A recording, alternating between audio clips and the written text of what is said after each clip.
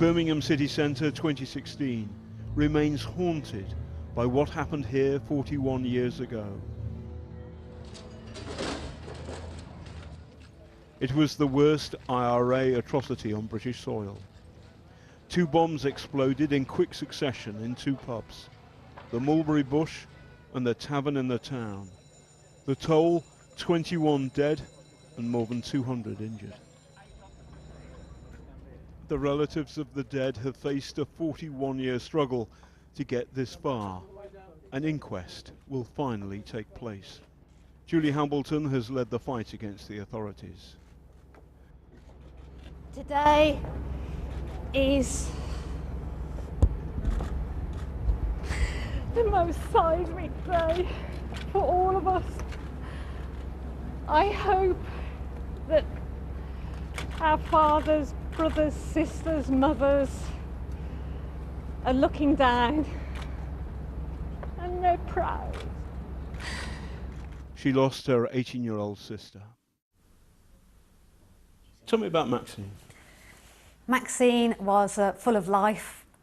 She was intelligent, she was clever. Mum always says not to put her on a pedestal, which obviously is very difficult to do because she was our big sister.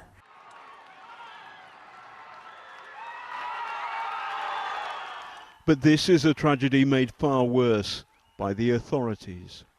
West Midlands police arrested 6 Irishmen the very next day after the bombings. But the police got it horribly wrong. The Birmingham 6 had been fitted up.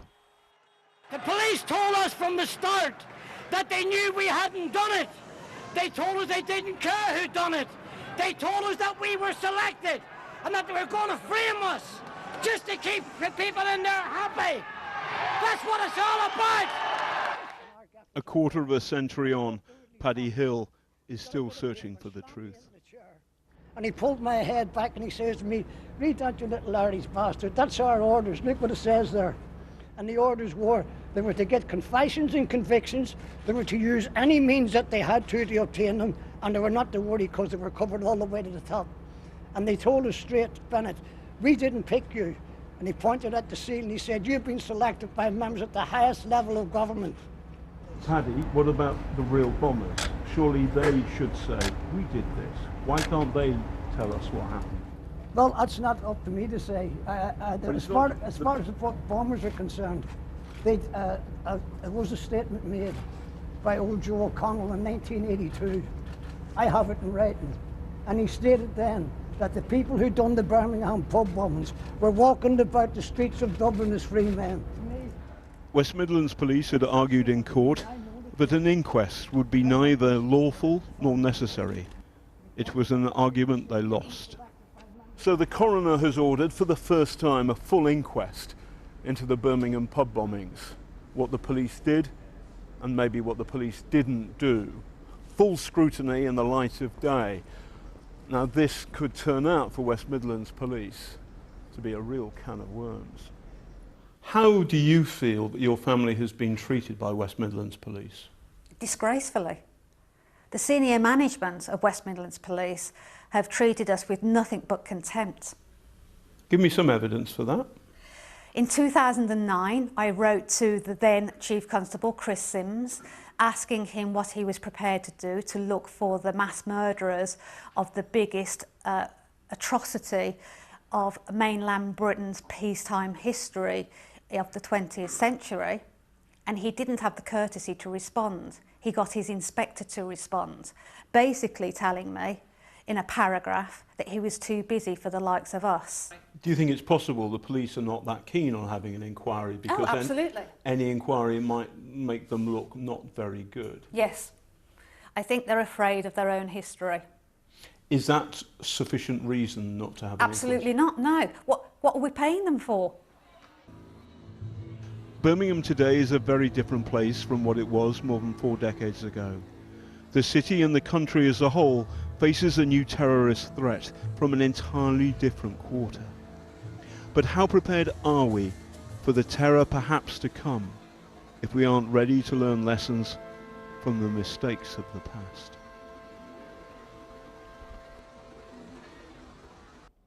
John Sweeney there. Well, joining me now in the studio is Sean O'Callaghan, a Provisional IRA member turned informant, former Met Police Commander Bob Milton, and from Birmingham we're joined by Julie Hambleton, who you saw in the package there and whose sister Maxine was among the victims in the bombings.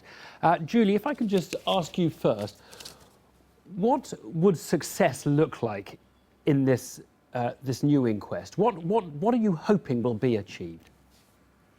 Fundamentally, we want the truth, first and foremost, because that is what we have been fighting for, is the truth. That is what has been hidden from us for the last 4 decades, and that is what the families want.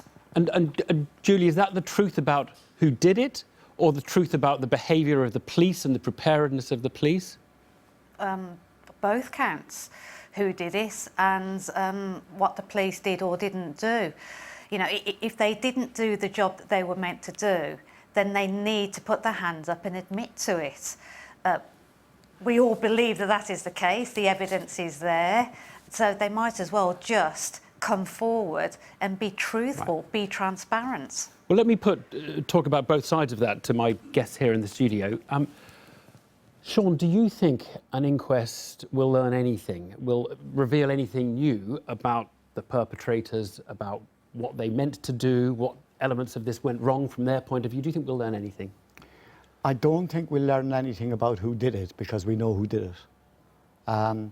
It may well be the case that more information will come out about either mismanagement or misbehaviour or failings by the West Midland Police.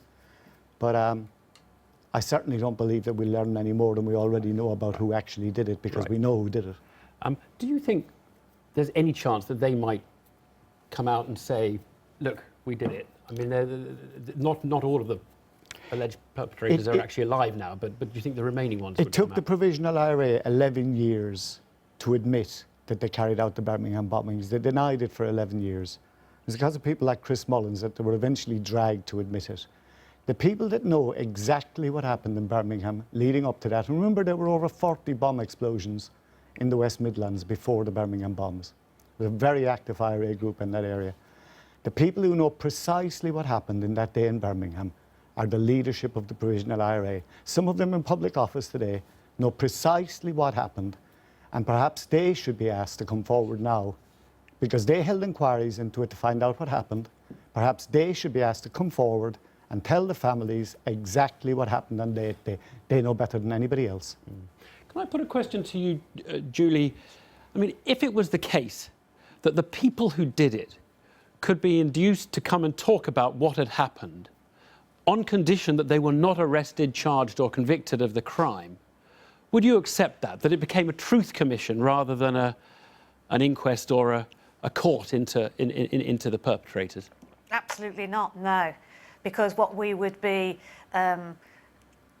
effectively agreeing to is a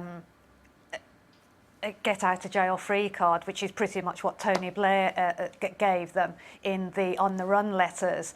No, that is absolutely not what something from my family's perspective right. would agree to. You know, these men, well, these specimens, have killed with impunity, without any fear of retribution. What future is there for future generations if we don't fight for truth, justice and accountability today? Because all we're doing is giving a green light to any future terrorist organisations in the future to come to any of our cities and again kill right. with impunity without any fear of retribution. So I mean, you've made it completely clear, but the justice is more important to you than the truth, because it may be that you're not going to get the truth, because if they think they'll be arrested, they're just not going to talk about it. I mean, so the two may be in conflict. Well, everything is in conflict here, Evan, and the conflict is that we have laws in England and in the United Kingdom that nobody appears to want to implement. We also belong to the European Union, who has the European arrest warrant, and nobody wants to implement that. You know, the fact that they claim that everyone claims that they know who did it, and yet no one's prepared to go over and arrest them and extradite them back to this country. You had Kieran Conway this morning on the Radio 4 admitting that he planted bombs. For goodness sake, where else on earth could you admit on radio that you planted bombs and could have killed people from those bombs, and then get up and walk away free? OK. No, I understand. I heard that exchange on the radio. Bob, I'm going to move on to the police side of this, because we've talked about the IRA side. Do you think the police will learn anything interesting from an inquest this far back? Well, what's wrong with good old British justice here? And what Mrs. Hambleton has just said is absolutely right. These people need to be brought to justice. If there's any chance of that, if there's any evidence out there that will bring these people to justice, Sean says people know who they are. It's about time people came forward so that we could actually bring these people to justice. And she's absolutely right with what she says there. Is that realistic, Sean? I think the reality is that two of the people that were directly responsible for planting the Birmingham bombs are dead. One of the people who ordered the bombs is dead. Two are still alive. The Provisional IRA carried out a number of inquiries into what happened in Birmingham. More than anybody else, people in the Provisional IRA, people who were senior in that movement at the time and still are senior Republicans today, know precisely what happened. And where I lose the plot on this is that we tend, I agree completely with Julie, we tend to lose sight of first principles here. There were almost 50 bombs in the West Midlands area leading up to the Birmingham bomb. The Provisional IRA carried out that campaign of murder and destruction in the West Midlands area. They are responsible for it. The leadership know who carried it out. Right. OK. Look, I do want to just get on to the police side of this. Bob, that's why we've got you here. Yeah, I know. Will the police learn anything into an inquest into what they were doing or failing to do 40 years ago? The West Midlands Police, if what Mrs. Hamilton is saying is true, West Midlands Police need to understand how to deal with victims. I need to make a more of a... In the present, you mean? Present sense, absolutely. Right. But I think that's not the purpose of this inquest, is to look at but their I do believe human that relations. the West Midlands Police should be open, transparent about what happened on that night. Now, the standards we apply now are totally different to the standards we did then. That's not an excuse, it's just, it's different. At the time, we were struggling to deal with a very sophisticated terrorist organisation, but there's absolutely no reason why we shouldn't be open and honest and transparent about what happened, both about the police response and the intelligence that was available at the time. And Bob, there are some sinister theories around about moles in MI5 who would have known what was happening. Yeah. Do you think there is any chance that this inquest will uncover or expose something, a scandal on the scale of that in the next I'd be 2-3 surprised if years? it's that sort of scale of scandal. I suspect what we're dealing with here is incompetence, is systems breaking down, is not sharing intelligence, because simply at the time we were struggling to deal with that problem. Yeah. Look, I wish we could spend longer on this, but thank you all. Thank you particularly, Julie. You've had a long day, I know. Thank you. Thanks.